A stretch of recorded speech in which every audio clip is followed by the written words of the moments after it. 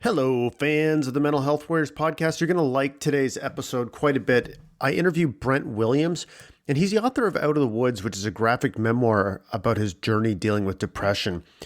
And it's a beautiful, beautiful piece of work. And he is such a gentle, soft-spoken, but at the same time, very powerful man. And this conversation really left an impact on me. He chose this graphic novel format because those suffering from depression tend to become cognitively impaired, and they find it more difficult to read and focus on a page of text. What's cool is we talk about not only the author and Brent's story, but we also talk about the mechanics of how you actually partner up with an artist and how you make a graphic novel, because that was really fascinating to me, because the output, the product, his book, Out of the Woods, is absolutely stunning. And in fact, I took it and I sent it to a good friend of mine who I knew was an artist and who has dealt with his own mental health issues, and I knew it would have such a profound impact on him. So very, very cool conversation. Brent was a human rights lawyer, actually, and, helping others. He spent a lot of his life helping others, but he was really, really struggling. So we talk about that and really what made him get help. We talked about misconceptions and how crucial it is for loved ones to have a true understanding of depression, how journal writing helped him along his painful journey and enabled him to cope and heal, and finally, how overcoming stigma and the things that helped him overcome depression. We talk about that too, and I really, really enjoyed this conversation. Brent is a wonderful man and is doing really powerful work, and he talks so openly about his struggles and how he didn't understand what was happening to him and how he tried to soldier through it like we all have done. So thank you to Brent for taking the time and the effort to create such a beautiful work of art, but also for sharing his story on the Mental Health Warriors podcast. I really, really enjoyed it, and I'm sure you will too. So without further ado, Brent Williams. I'm constantly racking my brain thinking, okay, how do I add more value to people above and beyond the already awesome conversations that we're having in the Mental Health Warriors podcast? And that's why I've launched a Patreon page. Patreon is patreon.com and /mental health warriors. Patreon.com/mental health warriors. So what is Patreon?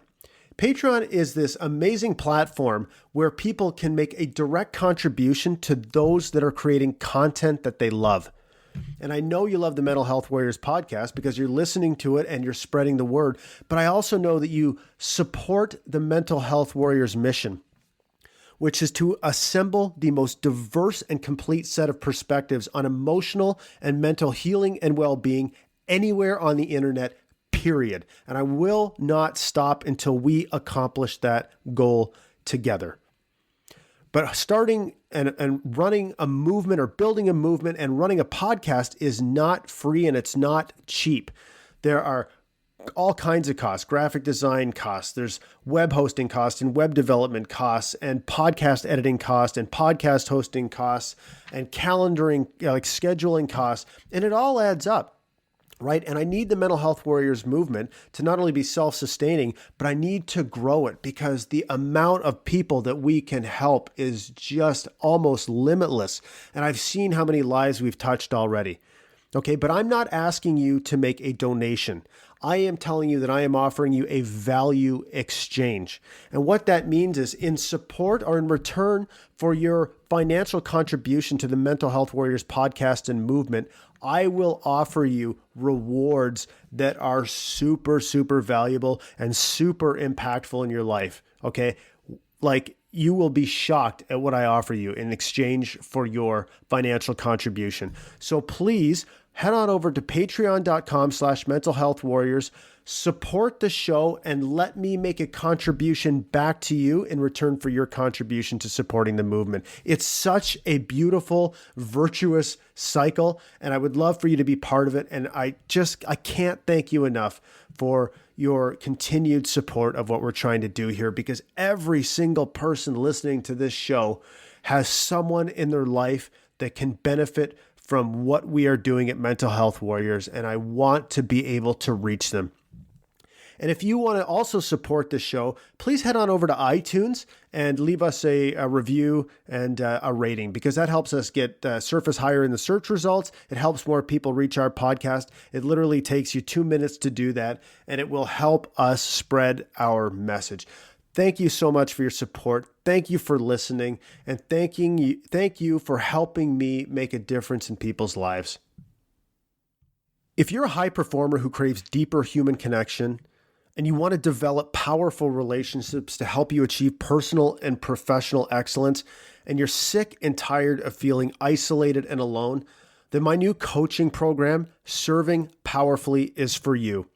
I will show you how to become more open and more powerful so you can create those human connections that allow you to see, execute on, and realize an entirely different caliber of opportunities.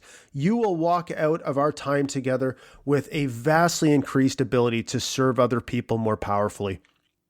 It's amazing how far you can go when someone believes in you.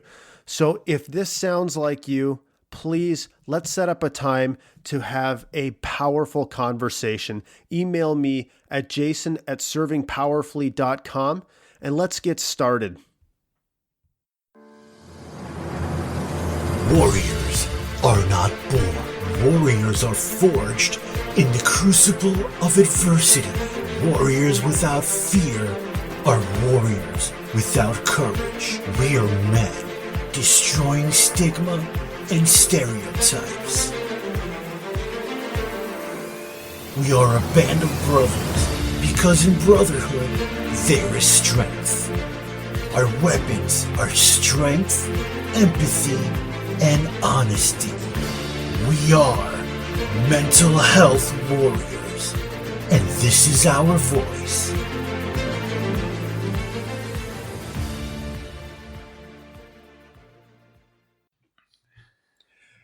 Brent, welcome to the Mental Health Warriors podcast.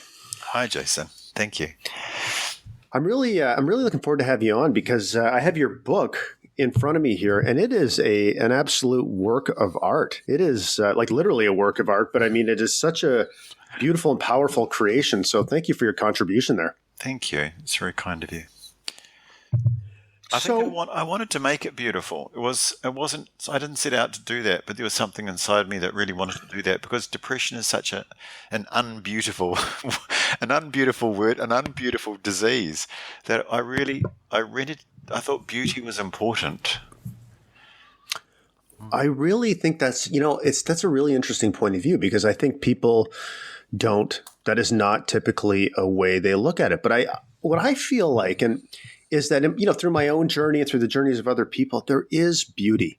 There is beauty. And sometimes it's really hard to see it.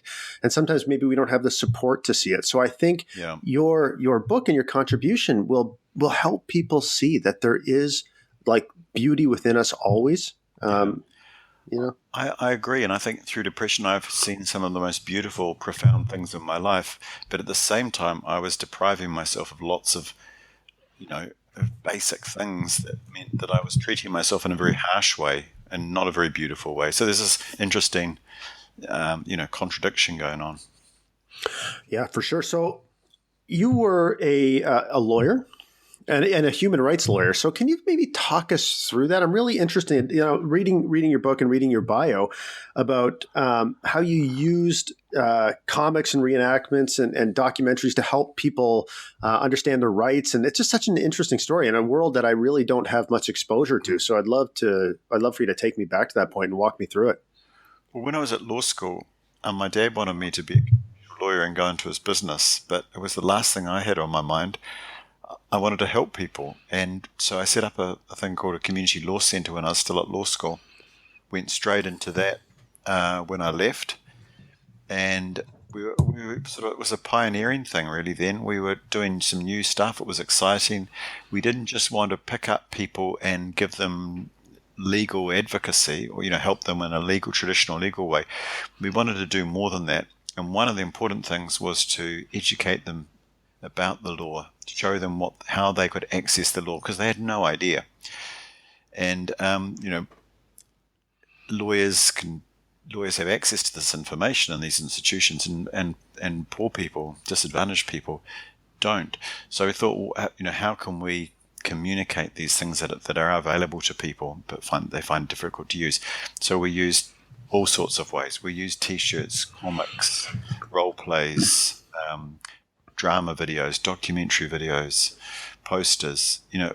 Where there was a topic and a need and an audience, we'd just tackle it in these sorts of ways. So this was the normal way I communicated with people, really.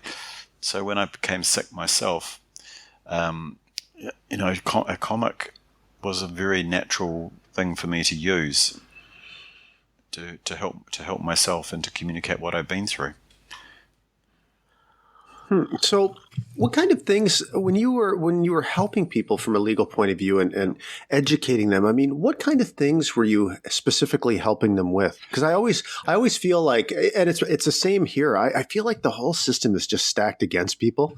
And I'm not sure how it got that way or if it's by design. Sometimes I wonder that too. But so what were some of the challenges that you help people with? Well, one big area that I worked in was domestic violence. And women that didn't have lawyers, and their legal help was very scarce when I was doing this. Proved now, they didn't have lawyers who could say to them, "Don't worry, I'll apply for a protection order and get it, and then help you enforce it."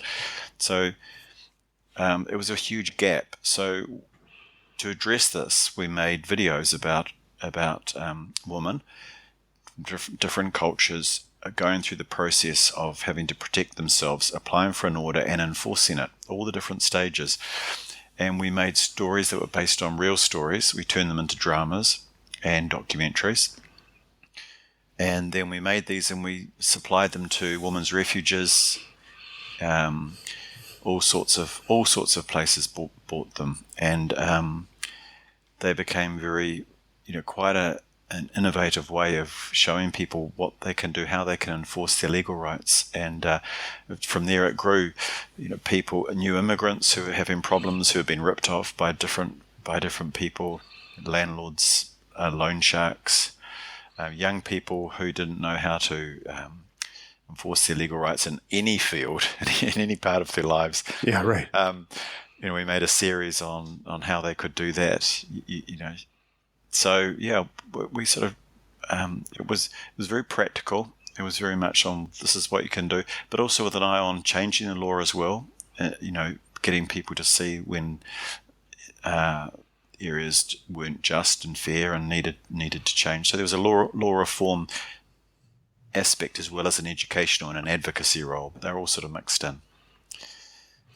What kind of impact do you think? Did you see in people when they became more empowered through working with you? I know how devastating it is to feel helpless and to not know where to turn. So how did you see the changes in people's lives as they learned this information? They learned how to stand up for themselves, and what resources or paths were available to them?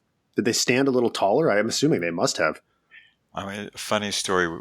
We made these. We had the situation in my hometown where the police were rounding up and sort of street kids who were doing little things, but nothing major. But it would soon they'd soon be easily provoked into something more serious, like assault on police and resisting arrest and all these other things. So they were getting themselves in from a minor nuisance to a major assault charge on a police officer, which was this really serious crime. So we wanted to try and educate the young people so that they could avoid these situations happening and escalating. So we did role plays with them, and we made a documentary with them, and they were the actors in the video. And we were filming, and we'd hired these police uniforms from the police, which was interesting. And we'd turn around and the police uniform was gone, and one of the street kids had gone too, and he'd put the uniform on and he'd gone downtown. So that was interesting. And he had this T-shirt on though inside the police uniform, and it had a big list on the front of the T-shirt, his legal rights all listed down there in cartoon form. So yeah, it was quite funny. So they were proud. We had some fun, and they were proud, and And yeah, it made a big difference to their lives because it made them feel more powerful, and many of them I'm still in contact with today. One of them just emailed me this morning to say, "Hey, I'm getting married." So it did. It made them feel they could do something about it, and instead of just feeling like they were victims at the bottom of the heap, being dealt to by authority. It's really interesting you say that, because I actually listened to a talk by a fellow New Zealander, Kim John Payne, who does a lot of work around parenting. And I'm going to have him on the podcast next week. But he was talking about how he started off his career as a parole officer. And he was talking just about how our punitive system of quote justice it really casts people out. So if you do something, if you transgress, you are sort of cast out and shunned from society, and there's shame involved. And he was talking about these kids, where he got really involved with some of the indigenous cultures in New Zealand and how they handle those kinds of transgressions. And it's a community event, and they take them on these long walks where they talk through this kind of stuff, and they come back and they have this sort of tribal council, and everybody has a chance to speak, and it's a community process. And he was just talking about how much more powerful it is when somebody transgresses, that you actually bring them in and hold them even a little bit closer. Absolutely. And I've done some videos on this very topic, restorative justice and family group conferences, because we've really pioneered them in New Zealand. So I've done quite a bit of stuff around that area to train the people that are running them, to inform the parents and the young people that are in the families that are going to them. So that was also part of my work. Yeah. Yeah, that's really, really interesting to me. I mean, he was talking about how, for example, we look at bullying as zero tolerance and all that kind of stuff. But what he was saying is, if you look at it from a compassionate point of view, bullying is an attempt to control somebody, attempting to control their environment. Right. And really trying to understand why that is happening, and being curious and seeing things, just having some friggin' empathy and trying to see things because I believe that whatever your situation, people are doing things that make sense to them. You know what I mean? And I think it's helpful if we try to understand what's happening with them and why it makes sense to them. That's, to me, is a better way to form human connection. And whether it's rehabilitation or whatever, sometimes it's just a little bit of understanding is all somebody needs, because they've spent most of their life never being heard. Yeah, absolutely. So now you're doing this work. I'm assuming, did you find this work fulfilling? Did you find it draining? Was being exposed? This is something people talk to me about quite a bit. Ask me is whether being exposed to this kind of topic, is it something that fills my cup, or does it leave me feeling drained and I feel like this sense of obligation to soldier through it anyways? And for me, it fills me up. But did you find, as you were going through this and the years, sort of piled up, that it was continuing to fill you up, or was it starting to take a toll on you? Well, initially it was very exciting. It was, I was fired up. I was, huge amount of energy and motivation, and I was driven, and it was very exciting. We were doing new things. We were pioneering the community law center, the use of education through video and comics and things like this. It was all new. It just felt like natural things to do for me. But it was very exciting, and I had a lot on my plate. We were not just acting as lawyers; we were support to community organisations. I was working with street kids and housing and social situations. Very, very closely involved with these things. It was how I worked. Very hands-on. I really didn't even see myself as a lawyer in many ways. I was more of a community worker. And at the same time, I was having my own children. I have four kids in my 20s, which I loved. I loved being a hands-on dad.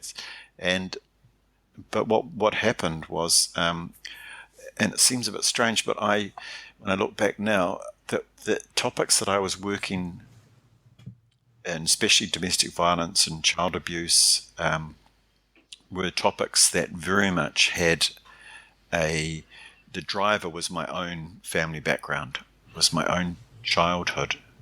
And so I had this anger, this passion, this drive to work in this area, but I didn't have any awareness that actually what what was my own background. There was very little. There was no acknowledgement of it. So I had no support. I was doing this work, acting out these very personal things. At times with a lot of anger in my passion, because when people were treated unjustly, I really fought for them, and I fought as if it was my life depended on it. So you can imagine doing quite a few as the decades rolled on, and I was still doing this stuff without any professional support. Where there just wasn't built into that sort of profession. It's like there's no peer support or counselling or any therapy of any sort. And I was getting exhausted. My body was starting to scream that, things were going wrong. And I just thought, no, I know how to deal with this. You just push on and it will come right. And slowly the body just didn't want to come right. It was getting very tired. And in my late 40s, it then decided to completely just shut me down and say, no, you're not doing this anymore. We've had enough. You haven't listened, buddy. You're going to stay down till you learn a few things about how to protect us and look after, please. And that's pretty much what happened. So when you talked about your childhood, so did you experience abuse or some trauma in your childhood that you never dealt with? Is that what you're saying? Yeah. Okay. Yes. That's such a... Sorry, go ahead. I'm happy to say more about it. There was domestic violence in our family pretty much every day, from as long as I can remember till I left home. And even when I left home, I was still dealing with it because my mother was still in the situation. So basically, that violence was every level, that you could imagine. In the home, some very subtle forms of sort of power and control and competing and undermining and criticism, to more serious forms of physical and sexual abuse. But that was just my childhood. I came from a wealthy, my father was a respected, wealthy man. A respected businessman, a very driven man, worked very hard, and it was the last thing that was going to be talked about in our family or elsewhere. And it was something that, again, we just sort of lived through it, and it was hugely disruptive in my life and for my siblings. It's had enormous consequences and damage. But it's what we grew up in, and everyone thought we had this ideal lifestyle, and we didn't. And it took me till I was in my 50s to actually unravel it and see it and acknowledge it. Prior to that, I was aware of it, but just like a drama that you're living in and living through, not seeing the real impact of it, and being able to analyze it and see it for what it is. I was doing that with other people's lives, not my own life, my own family. That is so common. And I'm so glad you are talking about this, because I talk to so many guys, and the conversation typically will go like this. I'm really struggling. I'm in my 30s, 40s, 50s. One guy I talked to the other day is 65 years old. I'm really struggling. I feel like my sense of self-worth, I'm dealing with depression and anxiety, and my sense of self-worth is in the crapper, and blah, blah, blah. All the, I'm a failure as a husband and as a father, and I'm in pain. And the first thing I always ask is, what happened to you? Tell me what happened to you. And there's almost always a story of an adverse childhood experience. I can't think of a time I've actually talked to someone where there hasn't been.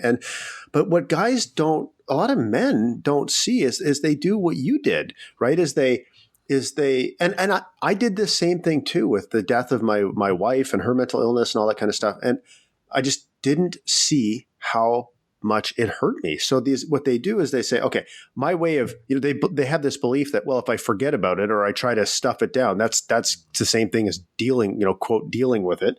Or they do at some level know they need to go back and unpack it, but they're too friggin' scared. right? Because some of the experiences are so traumatic. And so I'm really happy to hear you say that. So, but at the time your body is, quote, shutting down, which I'd like to talk about a little bit more, but are you aware of the connection between, sort of your past and this particular moment in time?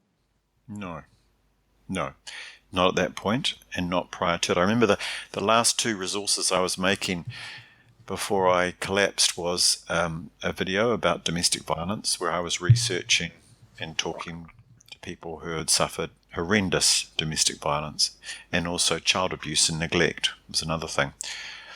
And I remember that the domestic violence one I was really struggling to do. My body was shutting down. I was finding it quite horrific, but I still no connection. I was just pushing through, thinking, what's going on? I can't seem to be able to focus. I can't seem to be able to work here. This is really difficult. The other resource was I got some clarity on the other one. I was making a resource about child abuse, and I was it was quite photographic, and I was directing a photographer. We were recreating a scene where there's a little boy under the bed hiding as his parents are yelling. And I was just so particular about what I wanted, the look, the thing, and I was driving everyone a little bit mad. And still no awareness. And then in the review of that, I took it to a very wily old therapist, counselor, advisor, and to get some, not to get help for myself, but just to get them to review the publication. And she did, and then she paused and she looked up at me and she said, "What brought you to this area, Brent?" And I just broke down. Just tears just flooded, just like something, her sympathy, her question, it all just came crashing down. And from that moment on, I was not the same. And it was a bit of a mess at first, but that was the start of it. But that was how strong my defenses were to seeing that I had been there. That was my own situation. It was so hidden. It was so buried. There was no insight into really who I was talking about, capturing. It was me, but I didn't see it. And I find that fascinating, but that's the strength of the defenses to survive and cope in life. And the longer you live, the more they sort of try harder in different ways from using, like work as a place to hide, drugs, alcohol, violence, anger. They're all things just to hide what's, the damage that's been done to so many people in their lives. But I thank that woman because that's, she brought it home to me, and I'm still alive to tell the tale, so that's good. But it's been a 10-year process, and that was 10 years ago. That is always good. Wow. Isn't it? I agree with you totally. Like it is because the choices, I'm sure the defense mechanisms, like, and the idea of not to talk about it or not to, not to deal with it or whatever, those probably were not conscious choices. I mean, I'd be interested in your perspective, but did you even think it was a thing that you needed to work through or process or face? Like, probably not, right? No. And there's this macho-ness about that I had that was like, even that came later, when I was really sick, I'm still saying to myself, like a little mantra, I'm not going to a therapist. I don't need help. I can do this myself. That's been my mantra since I was, a little boy, and it sort of worked. So, I thought I was an intelligent person, but I had no intelligence to really see that it wasn't working. Clearly it wasn't working, and to see the need to actually reach out, get help, talk about it. Yeah. So, it's fascinating, but that's the reality. And I've like you, the guys that I talk to, it's a very familiar story. I think women are different, that they're prepared to say, wow, something's not right, I need some help a lot quicker, but a lot earlier than men. Yeah. What I find really interesting for me, and I suspect it's the same for you, is how unaware I was of what was happening to me. Like, I was self-medicating with mostly alcohol, but drugs too. And, convincing myself that it was just a matter of, I don't know. I was really pretty blind to the amount of pain I was in. And it was, it sounds so logical. Like my wife, dealt with mental health issues for 6 years. She ended up taking her own life. Like it's kind of normal that would be like a painful experience, but that didn't jive with what I thought I was supposed to be, I guess. But it was, none of these were like, it was just kind of like responding. It was like stimulus response in some way. There was not a lot of consciousness to it. So as I look back on it now, I think, and I consider myself a reasonably intelligent person. I'm sure you do too. And it's like, wow, I was really stumbling through this situation with not very much insight into what was actually happening to me. Yeah, absolutely. And that's why the big message that I write about is getting help. It sounds so basic, but putting your hand up and saying I need some help at a young age, and the sooner the better. The better, more likely you're going to avoid the mess of these illnesses. Mm-hmm.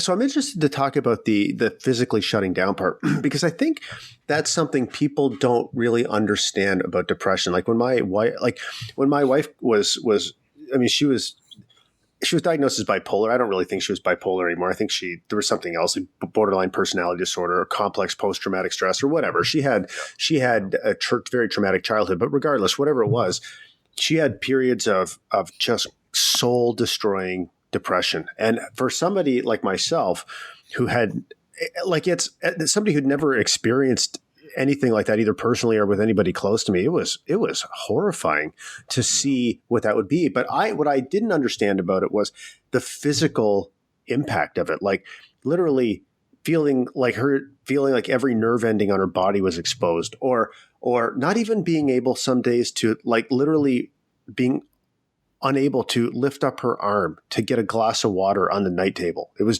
that was an overwhelming task. And so maybe if you could talk about what that was like to be the physical aspect of depression and the toll that was taking on your body. Yeah. I think the first thing that happened more slowly was different physical symptoms to do with sort of the gut problems, muscle tension problems, really locked up neck, shoulder, arm problems, almost not being able to move my arm because the muscle tension was so bound up. Then the lethargy kicked in, slowness, my whole body started slowing down. And I wasn't aware of it, but my wife would say, come on, what are you doing? You're lagging behind, you're not. And then my brain started shutting down. I wasn't able to make decisions. I wasn't able, simple decisions of deciding between one thing or another became impossible. Just couldn't do it. The harder you tried to do it, the more it became impossible. And then just not being able to focus and read and sleep problems crept in, where waking early in the morning, ruminating about all sorts of really every little thing in your life, past, present, future, just getting out of control, and in the spiral of sort of ruminating, and that came with the feelings of hopelessness and tears and just can't go on. This is sort of one after the other. They all stacked up, and they sort of, they all combined to a pretty difficult mix of symptoms that I was, and even with these, I was still really not, I wasn't admitting that I had depression. I wasn't prepared to even consider that I was depressed. So I ran around to a whole lot of different therapists focusing on each particular problem: my sleep, my stomach, my neck, my headaches. Oh, that's the headaches. They were really bad. So I was getting constant headaches. I was living on Panadol, basically, to try and get through my day. And sometimes they were very severe, and sometimes they were just background and just annoying and slowing me down. So they were all the things that slowly built up to the point where I was in a bed, curled up, crying in the middle of the day rather than being at work where I should have been. And, it was at that point I thought, oh, this is not right. And I decided to go and see my GP. And so, I mean, as you're experiencing these physical symptoms, so you're not willing to consider depression. Do you have some kind of narrative running in your head about, I mean, you must be analyzing the hell out of this, trying to figure out what's happening to you. Like, what were some of the conclusions that you were coming to about what was going on? No, surprisingly not. Oh, really? Some of them I wasn't aware of that other people had to point out to me. But most of them I just pushed aside. I'll sort out my neck eventually. A year later, I'm still, only able to do things with one hand because my other hand is pretty not very functional because my neck's so tight and a lot of pain. The headaches went on for years. So no, I just thought I would crack it. Somebody out there would give me a solution. They would fix it, or it would just get better eventually. I lost perspective in seeing how many symptoms there were, how serious they were, and I lost perspective on how my life was changing. That was the interesting thing, how I was shutting down. So they were all the physical symptoms, but what I was doing socially was I was withdrawing from the family, from my friends. I was cancelling things. I was always too sick to go to something. Oh no, I'm too sick. I can't do that. I was still going to work, I was still able to do work, keep people employed. I look back and think, I don't know quite how I did it. I would basically pull myself up this one flight of stairs, get into my office, shut the door and lie on the floor and think, how am I going to get through this day? Still, I didn't think there was anything wrong. That is the weird thing. So yes, yes, I can laugh about it now. It wasn't a funny thing. It's not a funny thing because what went on was because I was depressed. I was seriously depressed. I was not getting treatment. I was not doing things that help people get out of depression. And there are many things. So what was happening was depression was getting a really good, gnarly hold into my body, physically and psychologically. That's the biggest thing I regret, that I let it get hold so that it becomes a lot more difficult to shift. And, depression, the longer you leave it, the harder it is to shift. It's just one of those illnesses that you don't want to muck around with, really. So it's interesting because I went through something, not the same. I didn't deal with depression like that. But what's interesting is how quickly you can forget what normal looks like. As my life, started to fall apart. My wife was sick, and I had for me, it was the trauma. One of the first traumas was just that, was like, oh my God, my life's never going to be normal again. But then you sink into this and you're living it every day, I completely could not remember what normal even was, or what it could be. You know what I mean? And I suspect it was the same for you as these symptoms slowly piled on and you become, they become more limited, I guess, and in more pain, and you withdraw. And it's like, it's hard to see how far gone you are. Yeah. And I like to see it now and I think it was really helpful for me to see it this way, and I still use this, as I see depression now. I see it as a form, a thing. I've actually given it a physical form in my book. And that really helped me identify it as a thing, character, whatever way you want to do it. Because then I could actually see what influence it was having on my life. And I could see, even now, if I'm having a bad day and I'm behaving in ways that isn't good for me, I will say, okay, yeah. It's not easy to do this, but this is what depression wants me to do something else. Like just going back to bed and not exercising, not moving, drawing the curtains, being in a dark room. That's what depression loves. That's depression's favorite place. It takes a lot of effort to get up, draw the curtains, see some light, some sun, get up, move your body, go and do a bit of exercise. 20 minutes of exercise and you're feeling a different person. And then you look back and say, yeah, depression wanted me to stay in my room and do that, but that would have just made me feel worse. I didn't need to rest. I needed to get up. I need to move my body, see some light, go and see a person, get some good food in me, whatever it might have been, whatever good things. Depression is really working hard to make that very difficult for you and to make you follow a different script. When you don't see it in that way, when you have no objective sense of what depression's doing to you, it is just what is happening and you don't see it, and therefore you just get slowly sucked into it and you don't even see the impact, you don't even see what your life was like. It is just your life. And you don't notice, you don't think, wow, my life used to be so good and now it's really bad.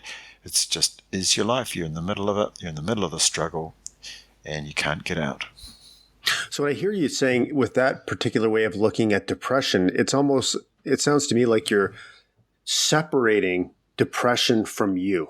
And I think that's a pretty powerful way to look at it, because I'm sure most people just believe that it's all one and the same thing. I am dealing with this. I am a failure. I can't do this. Everything is hard.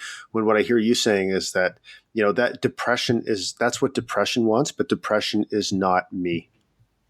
No, exactly. And you can see it in a lot of ways. You can see it as a sort of a metaphoric character, like I've created in the book, or you could see it in a scientific way, which I also find really, really helpful. It's like you say, okay, in the brain, there's certain things happening. There's certain chemicals, there's certain neural connections, there's certain pathways that depression likes, that are happening. There's certain neurons that are damaged, that aren't functioning as they normally would. And you could see it very much as like a battlefield in your brain, where there's this different positioning and acting out is all going on inside your head. And again, it just gives you that objective sense that this isn't just me. I'm not just lost in it. There are things that I can do to actually turn that around. Can actually go, okay, yes, that is going on in my brain, but there's some good things that I can do to actually activate and motivate and rally other parts of my brain, and I can strengthen those, and they can have an enormous impact on my mood, my motivation, my health, and slowly over time I can build those up and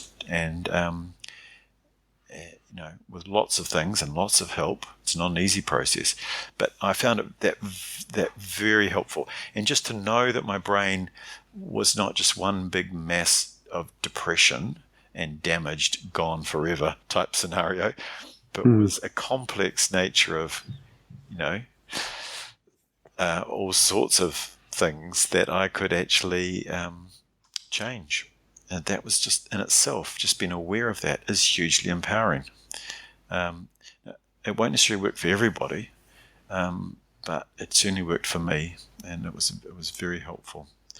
When you first, you mentioned talking to the therapist, and you broke down, and was that therapist the first person that mentioned the word depression to you? And were you able to hear that at that time? Like, had you gotten to a point where you were so low that you were open to considering that, yes, I'm dealing with depression? No, that she was a reviewer of what I was doing in a work environment. She just sort of pricked the dam, if you like. Okay. Made me actually realize that this, what I was doing in a work environment and these topics that I was focusing on and the way I was doing it was connected with my past. She wasn't, and I didn't see her again. She was just a professional reviewer. When I came to talk to therapists, that was a long process of therapy with different people who played different roles in my recovery, and that in itself was really interesting. And there's certain forms of therapy worked for me, and certain didn't. I have a lot to say about therapy because it was probably the most important part of my recovery. So how did that, because previously what you were doing was you were going around and trying to treat all these individual symptoms. So I'm really curious about, so you have this moment with this woman at work, or this person at work, and you start crying. And then how did you get to the point where you realized you needed therapy, or that you needed to take a different approach? Like, what made you choose to not continue down the same path you had been down before? Like, trying to pull all these individual threads of the spider web, whether it's headaches or neck pain. What was that transformation? What caused it? I think I'd run out of options. I was at a real low point. I was seriously considering taking my own life. I saw that as a viable option. I thought that was a really good thing to do. I was completely convinced that was a good thing to do. People talk about how hard it must be for people to commit suicide.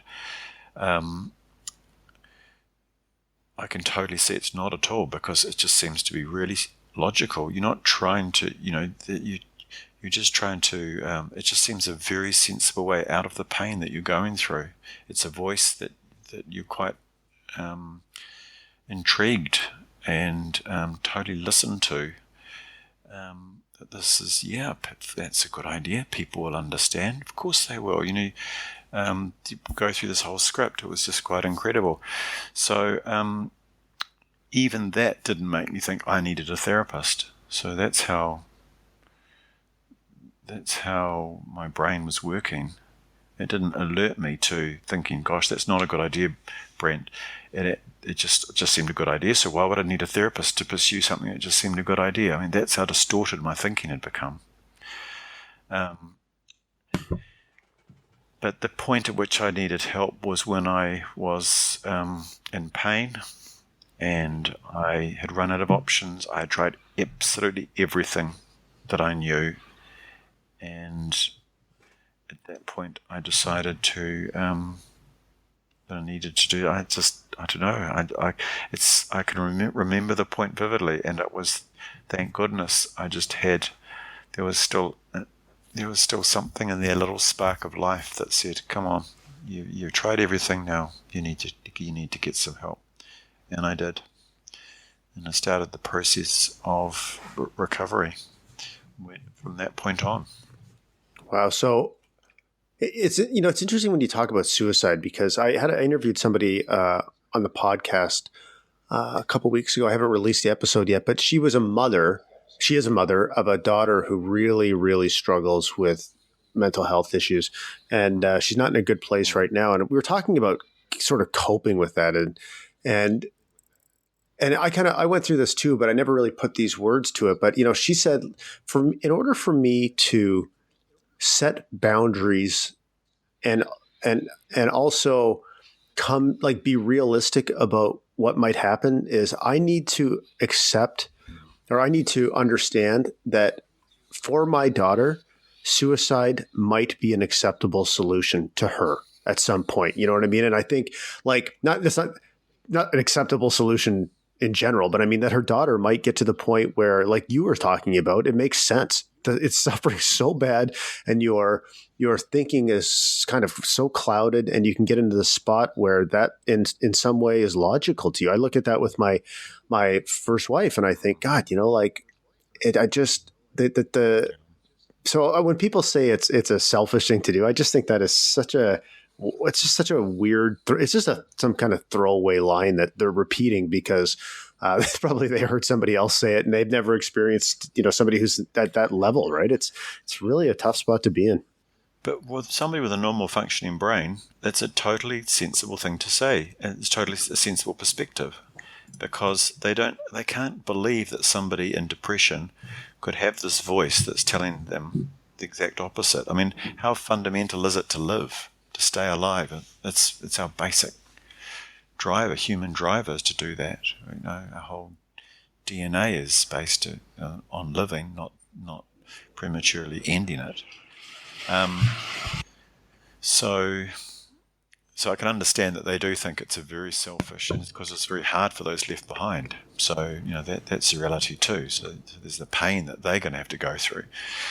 But for the depressed person that takes their life, I mean, I'm sure a lot of people struggle, but I can totally understand that for some it's just a very simple way of slipping out of the pain of life. That's how bad it's become.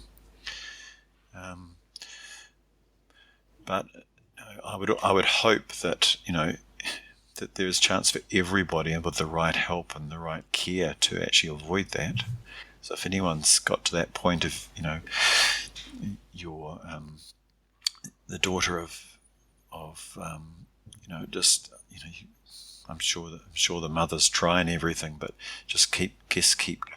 find somebody who's going to turn that around for them, the right person, and the right circumstances, the right friends, the right drugs, whatever it might be, is that you've got to, and of course you will be.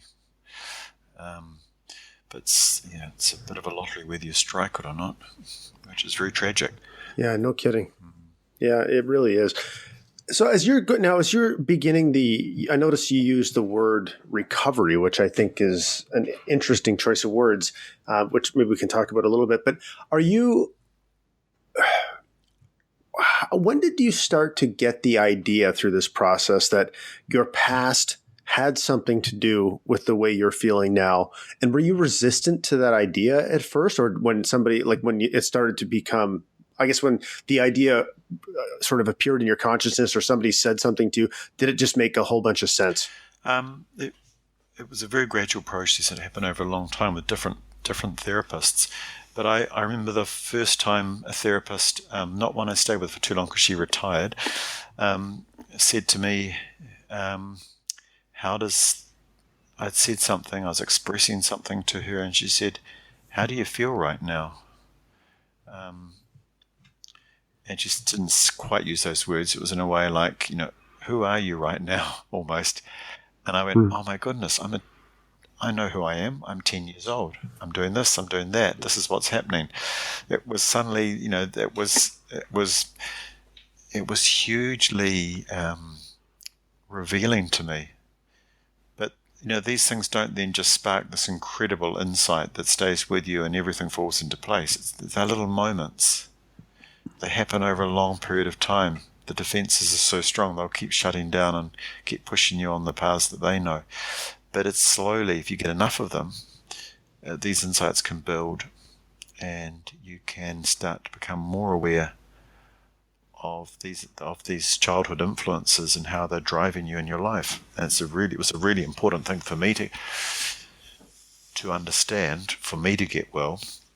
But it took many years of a very good therapist before I was really able to face the role my father played in my life. So in the book, as you'll know, my father plays, quite an important role. And but the first draft of the book had no mention of him. No image or mention of my father. I described the whole depression process it was behind closed doors of therapy. He wasn't to be mentioned. So that was the power of his presence in my life, of keeping me quiet, of not talking about this. And I imagine that's quite familiar. The secrecy of it all, of the shame, not being able to talk about these things which happened to us in our childhood. And up until recently, up until when the book was launched, actually only a month ago, I would still have these anxiety dreams that I was launching the book and my father was alive. How could I do that? It's like it was a nightmare. So it's been a very gradual process, but I'm really pleased. And writing it wasn't easy. Writing about my father, his influences, and over many years, writing it, editing it, describing it in pictures, working with the artist, it was it was pretty tough. And then at the launch, standing up and talking about it and being interviewed and getting features in the New Zealand Sunday newspaper talking about it, a double page feature, and how good I feel after doing that, how calm I feel. I don't have any nightmares, don't have any anxiety around it. It was the right thing to do. And the amazing support I've had from people who have come up and said, "Wow, well done, and we didn't realize this," and my mum's getting supported, and so many really good, healthy conversations coming out about this in my family, my wider family, the community. And it was the right thing to do, but boy, it took a long time, and it wasn't easy to do. A long time for me to get to realize what I needed to do. I needed to tell my story, and it wasn't a way of getting at my father, or he's been dead for 16 years. In one sense, I didn't need to do that, but in another sense, I needed to make sense of his influence in my life. I needed to make sense of my depression. And for me, that was telling my story in the form of this book. That is, there's so much there that you just said, because I find that this was part of my journey. And I find that this is a part of, like, I talk to people about wanting to do more speaking about mental health issues, or even people that sometimes are doing speaking about mental health issues. When I first started talking about this, my talks were probably like the first draft of your book, where it was like, you know what I mean? Like, this is what happened to me. And, that's basically about it. This is what happened to me. And like, this was the surface version of my story. And it was nice. And, it was like people felt like they weren't alone or whatever. But it was when I started telling the actual version of the story, like as a spouse, some of the things that I did, as a result of being like the mistakes that I made and the things that I did, and in anger and fear, and that I wasn't the best husband. And sometimes I was pretty shitty, actually. And, to be able to talk about this, because that is part of the experience about living with someone with a mental health issue, whether you have it or you're supporting someone, there's going to be a lot of things that happen where you are not capable. You don't have the capabilities to cope with it. And you do and say things that you're going to regret. And even though many times you might stand quite tall and you do things you feel proud of, those aren't the things you focus on. You focus on all the mistakes that you've made. So for me, it was the infidelity. It was, I said horrible things. I drank heavily, like, to try to cope with it, and all of these things. And boy, I'll tell you, when I started telling those stories, like the real version of the story, that's what connects with people, because that's what makes the people feel most alone, is not being able to say the real things that happen, So good on you. So, yeah. Let me ask you a question. Have you forgiven your father? Is that something that's important to you to do if you haven't done it? Yeah. No, I think it really was. I had to go through the whole sort of cycle, really, of, denial and anger and grief and forgiveness. And I feel pretty comfortable about that. I feel sad about the damage that he's done within the family still. I feel sad for those that haven't, are still struggling. But for myself, my own, I feel sad for him. I was able to sort of feel empathetic towards his childhood, his growing up, his difficulties. And that helped. That was a reality. It didn't excuse his behaviour, but was a reality. And I'm so pleased that I didn't let my children have much contact with him. They had a little bit of contact. They can barely remember him. And I am so pleased I did that. So in other words, and I parented very differently to him. So in other words, I drew a line. This wasn't going to continue. And I'm very pleased that that's what's happened. So my children didn't have that sort of childhood. Of course, that I wasn't the perfect father, and they could write books about me, I'm sure. But it wasn't this sort of the sort of abuse that he is perpetuating was not part of my family. Yeah, I really that really connects with me, because I talk to people, coaching clients, about this all the time. Is that typically hurt people, right? So when you look at these things that happen with parents and abuse, and I always ask people to think about what they're not. It's not an excusal of the behavior, but to have some understanding and compassion, because people don't you look at parents who abuse their kids, or who are drunk and addicted to alcoholics, or addicted to drugs, or whatever. They're typically they're battling their own demons, right? And it's acknowledging that and forgiving it is not the same thing as excusing it. It's not the same thing at all. So I really applaud you. And I think that's a powerful thing I want people to take away from this, because I've talked to people who have said, I refuse to forgive my father, and it's like that line we've all heard, it's like drinking poison and expecting the other person to die. So yeah, that's amazing. So, okay, let me ask you, you got to do it. I think people have got to do it genuinely. Right. go to some of these courses. There was a course around a few years ago called Landmark. Don't know if you've heard of it. No. Landmark Education. Oh, yes, I have, yeah. And it threw people into a situation of hundreds of people who over a weekend, they were just pushed into doing all sorts of things relating to some serious issues, and forcing them into forgiveness, forcing them into reconciliation. And,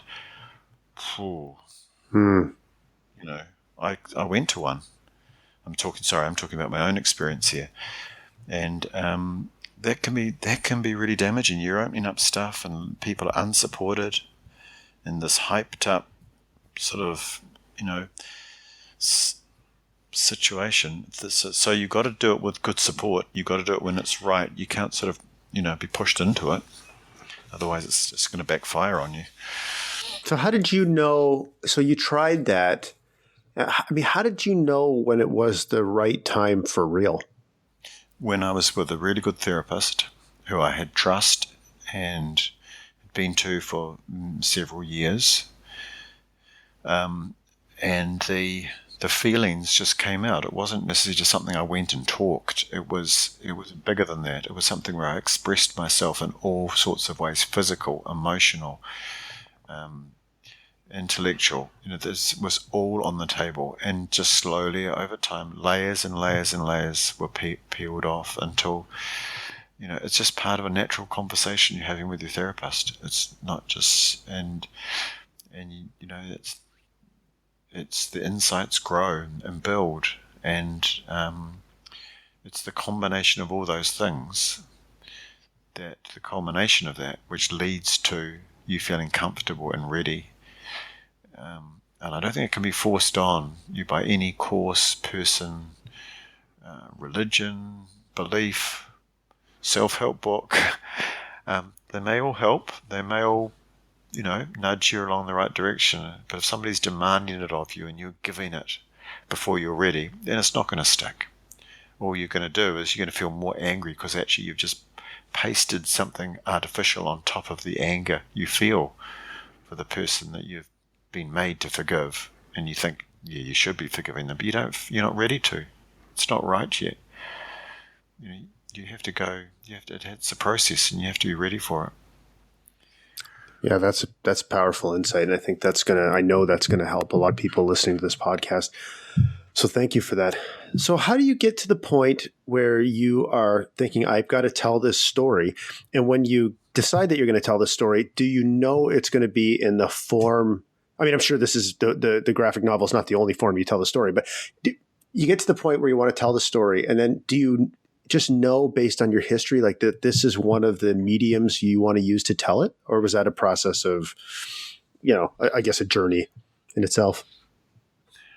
It was very much a journey, but I started off journal writing. I wrote to describe how I felt. That was really valuable, just to put out my feelings on paper so they weren't just running around,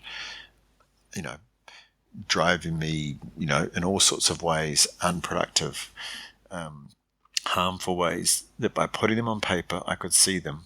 I could see my suicidal thoughts. I could see the pain I was under. And I always got a bit of strength by writing them down. So that was the first step. And I hadn't done this before. I hadn't kept diaries or journals before in my life.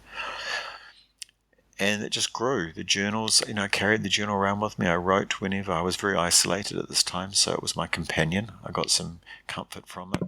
Whenever I felt uncomfortable, I could write, what am I feeling uncomfortable about? What's going on in my head? And I wrote sometimes in metaphors, and I wrote, and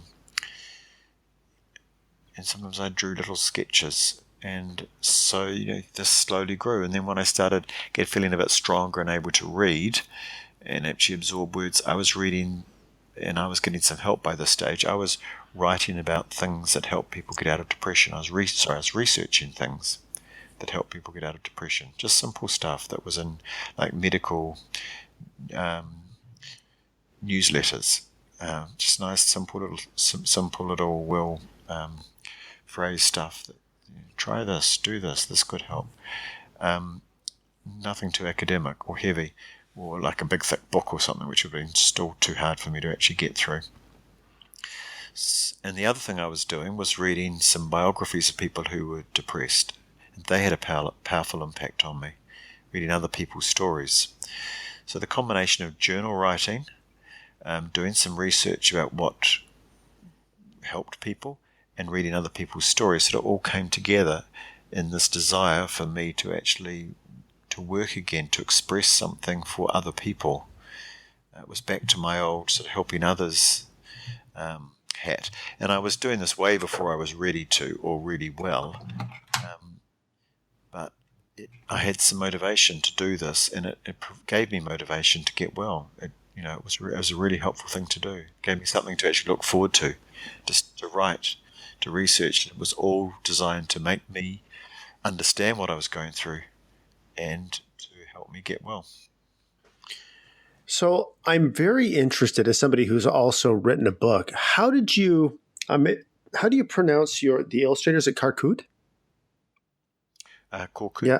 Oztekin. So how did you guys connect, and what was the process of that collaboration like? I'm so curious about that, because my experience is just writing a book, so with no illustration. So I mean, it was all up to me. So how did that work? Well, I had written my story in a basic script by this stage, and that took quite a few years. And I knew I wanted it to be visual because I knew how difficult it was to read when I was depressed, when I was at my worst. So I knew that if I was to say anything to help people, to do something that helped people, I knew it had to be very simple, it had to be emotional, it had to be visual. And it had to be my personal story. So those things came together very clearly as a graphic novel. It was sort of not hard for me to come to that conclusion. And then I'm not an artist. I needed to work with somebody who could capture my words. And I started the search for that person. I tried several people in New Zealand. I had people applying from different parts of the world saying they were interested, because I posted a little ad on an artist's website. But none of them felt right, and I was just getting a bit frustrated. And I did some searching myself, and I came across this single painting by a chap called Drow Deddy. I had no idea it was even a chap at that stage, an artist called Drow Deddy. No idea where they were from, whether they spoke English or what. So I wrote to them and said, would you be interested? And he wrote back and said kindly that he was too busy, he was doing other work, and but thank you very much. But I was so captured by that single illustration. I knew he was to be my artist. I just had this really deep feeling that he was. And of course the picture was a picture of depression. It was a picture of a woman suffering, being hugged by this dark, sort of ghostly character, and she was driving a wooden stake through his back. I mean, it was just like, for me, it was like, this guy knows the territory. And the artwork was beautiful. It had the warmth, the emotion, the power, the beauty, all the characteristics that I wanted. So I didn't take no for an answer, and I sent off some of the script to him.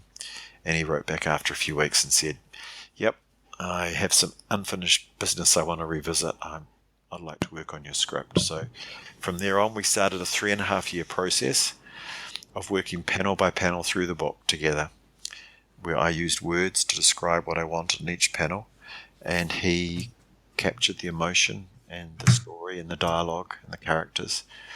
And I sent him photographs and sketches and descriptions of what I wanted. He would send me sketches, I'd comment, he'd send me colour images, I'd comment, he'd revise them. So it was, a 3 to 4 year process, and a lot of editing. And then, of course, when we finished it, there was another job to do, and that was to put the words onto the pages. And that was a fascinating process, because that's where graphic novels have this thing over anything else, that they're pictures and words, and they work together when they're working well. And of course, a huge editing process then started, and I had the help of an editor who was an old colleague and friend of mine, who was just fantastic support creatively and personally in all sorts of ways. So, I had somebody who was helping me on the structure, and that was fantastic. But what I found was the more every draft words went, every time Koku captured what I wanted, I said, yep, I've just spent 2 pages describing to him what I wanted in that panel. If he got it, there was no need for any words, or just enough to keep the story going, enough to show, just enough so there's no confusion in the reader of what was happening internally or externally. So, and I found that fascinating. Of course, some of my favourite words, I just said, nope, not needed. This is a graphic novel. It's not a poetry book. It's not a work of prose. And that was really exciting to just be part of that process. So it was a job for me, in a way, a slow job, which was fantastic, because I needed that. I needed more time to get well. I needed time to live the book, make sure everything I said was honest and true before I offered it to other people. I think it would have been very easy for me to have written it on day one, if it could have been drawn in 6 months and then just say, yep, that's good, and out it goes. But it wouldn't have been the same book. It wouldn't have been a very honest book. It would have been, it's far more powerful now and far more real and honest, having gone through this long, difficult process of writing and struggling with the artist. It was a struggle. It was Sure. We're best of friends, but there was a lot of debate, and he was bringing his feelings and emotions in his situation to it as well. It was quite a process. But very satisfying. And when I printed and visited him in Turkey and delivered him the books, that was a wonderful moment where we sort of, because we hadn't met before this, we had just done this I was in New Zealand, he was in Turkey. God, that's amazing. And then finally, at the end of it, we meet up, and I spent 4 days living with him and his wife and his new baby, because he's had a baby during this time, and all these crises have happened in his country, because where it is in the world, it's Sure. It's right in the centre of what's been going on the last few years. So much came to bear this process, and now we talk every day, tell each other what's going on in our lives, and it's wonderful. We're best of friends. I can imagine the process. It's funny. I was going to say I live with a very wonderful photography. My wife is a very wonderful photographer. She's a very artistic person, and they can be very complicated. Yeah, but complicated's good. I mean, yes, it is good, but not at the time. It can be a pain in the butt. Yeah, but lady, my wife sometimes will. Yeah, my wife sometimes will say to me, like, she'll explain her thought process on something, and I'm like, oh my God, I've never thought about something that deeply in my entire life. I don't think so. It's good though. Yeah, it's challenges you. Well, for sure, makes you work for you very much. Earn your keep. Yeah, good. Yeah, absolutely, it does. So, how do you? I mean, as you reflect on the process of writing the book, how did it change you as a human being? Ooh. I mean, I was in therapy throughout this process, right? So it's a little hard and the book became part of therapy. My very clever therapist didn't let me sort of hide behind being an author or let me get carried away with, the book being something that I could play out certain things but not be real about it. So the book was very much part of therapy. As I tussled with different parts of the book, they were things that I tussled with in therapy. So so to separate one from the other, I can't really. I think it was really good that I wrote the book. It was not easy. I would say that, I would advise somebody very strongly, don't take on a book about your depression unless you've got really, really good support, because, it's not a healthy thing to do. Go and do something. Go and do something completely different.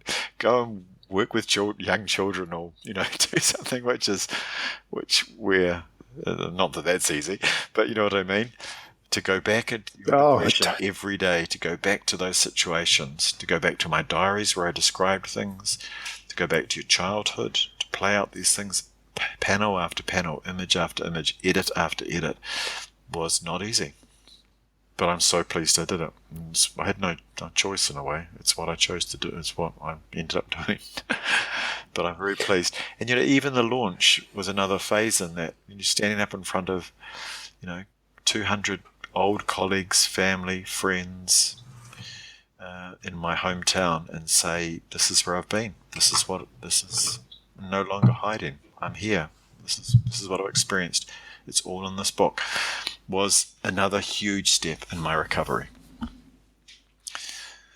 And talking to you now, it's all part of it. It's not sort of a process where, magically I got sick and magically I got well and life's back to where it was. It's just part of the rich tapestry of life, to use a cliche.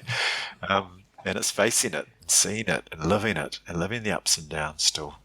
But knowing I'm doing it from a position of strength and awareness and insight, which I didn't have before.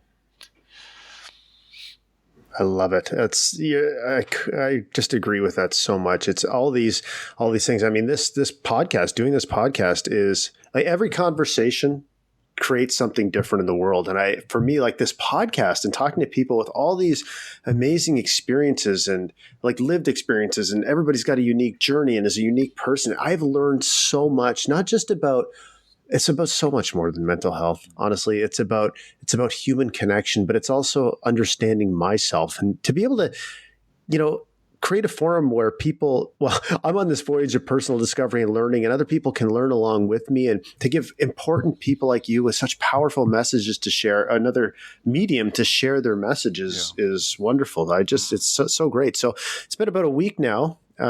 Is it the 27th? Are you in New Zealand right now? Is it the 27th? No, I'm in October. I'm looking out onto a line of chimneys. So I'm in London, grey chimneyed London. Okay. Okay. Come here to launch the book here, and then I head back to New Zealand soon. Yeah. Amazing. So how's the response been so far? It's been fantastic.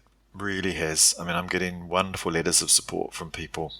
The most heartfelt ones are people who are suffering. I mean, it's lovely. Professionals are finding it really, really good, that's really nice to know. But the ones that come from people who are suffering from depression, who are saying, "Thank you, this book's wonderful. It's really helped me." That means so much to me. It's really good. And the age range is astonishing. I mean, I had a mother of a 9-year-old child write to me and say, "Look, thank you. My 9-year-old daughter loved your book. We read it together, and it explained why her father has left them recently." And then an elderly person writing to me saying, "I've written her story." So it's just quite.